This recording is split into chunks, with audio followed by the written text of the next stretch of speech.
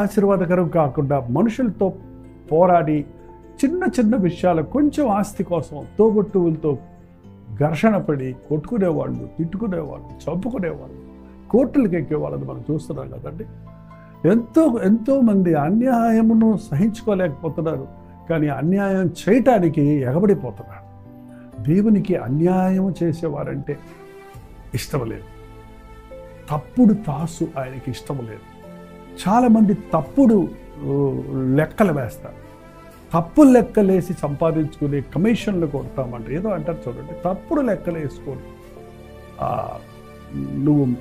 నువ్వు ఏదో సంపాదిద్దాం అనుకుంటే అది దేవునికి హేయమైందని వాక్యం సెలవిస్తుంది. అక్కడే చూడండి, సామెతల గ్రంథం 16వ అధ్యాయం 11వ వచనంలో, న్యాయమైన త్రాసును తూనిక రాళ్ళను యెహోవాకు ఒక ఏర్పాటు, సంచిలోని గుడ్లన్నీ ఆయన నియమించినవి.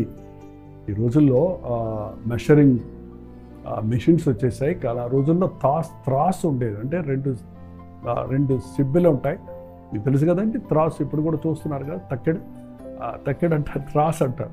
ఏంటంటే దాంట్లో ఇటు రాళ్ళు వేస్తారు. దానికి వెయిట్ చేసినప్పుడు దానికి తగినన్ని వెజిటబుల్సో లేక ఏది కొంటున్నామో దాన్ని ఆ పక్క వేసి తూకం వేసిస్తారు. అది కరెక్ట్గా కేజీ ఇంత అంటే అంత రావాలి. డబ్బు విషయంలో మోసం చేయటమే కాదు, తూనిక విషయంలో కూడా మోసం చేస్తారు. మా చిన్నప్పుడు చెప్పేవారు మా అమ్మగారు, నాయన నువ్వు ఆ వంకాయలు కొనుక్కొచ్చేటప్పుడు తక్కెడ కింద ఏమన్నా అంటుకోవడం ఉందేమో చూడు అని చెప్పేవాడు. కొన్నిసార్లు ఆ మ్యాగ్నెట్ ద్వారా ఒక 10 గ్రాములు 20 గ్రాములు మెటల్ అంటించి పెట్టేవారు ఆ తాసుకి. కొన్నిసార్లు చిరతపడ్డ అంటించి పెట్టేవారు. ఎందుకంటే ఆ కాస్త తక్కువ వాళ్ళకి ఇస్తే మనకు కొంచెం ఎక్కువ కమిషన్ వస్తుందని. అది దేవునికి హేయమని ఉందండి. తప్పుడు త్రాసులు దేవునికి హేయము, తప్పుడు కొలతలు దేవునికి హేయము. చూడండి 11వ అధ్యాయం సామెతలు 1వ అధ్యాయంలో, దొంగ త్రాసు యెహోవాకు హేయము, సరైన గుండు ఆయనకిష్టము. దొంగ త్రాసు, దొంగ లెక్కలు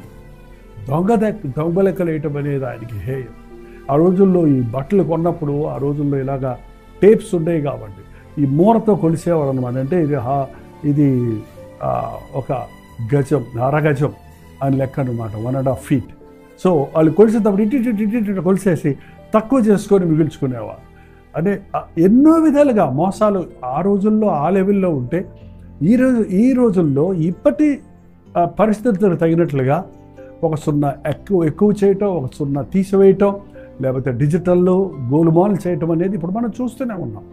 ఎన్నో రకాలుగా అన్యాయమైన వ్యాపారాలు చేసేవారు. డిజిటల్ సైబర్ దొంగలు ఉన్నారట. ఏంటంటే ఎంతోమంది వాళ్ళ పక్కవారి బ్యాంకులో నుంచి డబ్బులు దొంగిలించి గొప్పవాడైనోడు ఎవరైనా ఉన్నాడంటారా? పట్టబడకుండా మిగిలిన వాడు ఎవరైనా ఉంటాడంటాడా? దేవుడు ఆశీర్వదించిన ఆశీర్వాదం మనకు చాలు, పక్క వాళ్ళది ఆశించకండి. ప్రభు ఇచ్చింది చాలని కృతజ్ఞతతో ఆయనకు ఆయన యందు నమ్మికొచ్చి ప్రార్థించండి. మీకు అది సరిపోగా దేవుడు మిగులుస్తాడు. ఎంతో ఉండి సమాధానం లేని దానికంటే కొంచెమే ఉండి సంతృప్తి కలిగి ఉండటం మేలే కదా. దేవుడు నీకు ఇచ్చిన దానితో నువ్వు సంతృష్టిపడు. దేవుని వాక్యం చెబుతుంది, సంతుష్టి సహితమైన భక్తి గొప్ప లాభ సాధకం.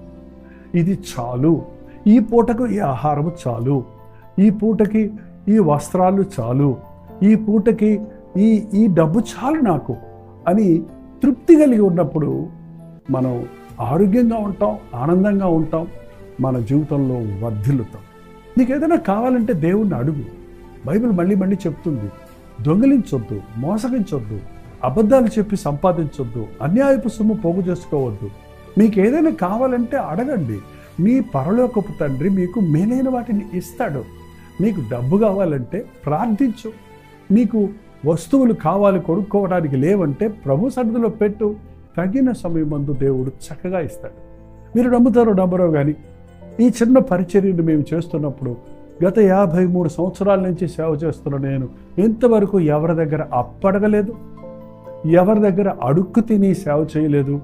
అదే సమయంలో ఎవరికి బాకీలు పెట్టలేదు, ఎవరిని బాధ పెట్టలేదు, బలవంతం చేయలేదు, ఎవరిని ఆశ పెట్టి ఏదో కొందామని ఆశపడలేదు. కానీ దేవుడు అద్భుతంగా ఏ రోజుకు ఆ రోజు ఈ పరిచర్యలోని ప్రతి అవసరత తీరుస్తుందని నేను చూస్తున్నప్పుడు, మాకు పెద్ద బిల్డింగ్స్ లేకపోయినా, పెద్ద ఆలయాలు లేకపోయినా, మేము గృహాలు కట్టుకోకపోయినా, దేవుని కృపలో ఏ రోజుకు ఆ రోజు సంతుష్టిగా మమ్మల్ని జీవింపజేస్తున్నాడు అన్నప్పుడు దేవుని యందు నేను ఆనందిస్తున్నాను.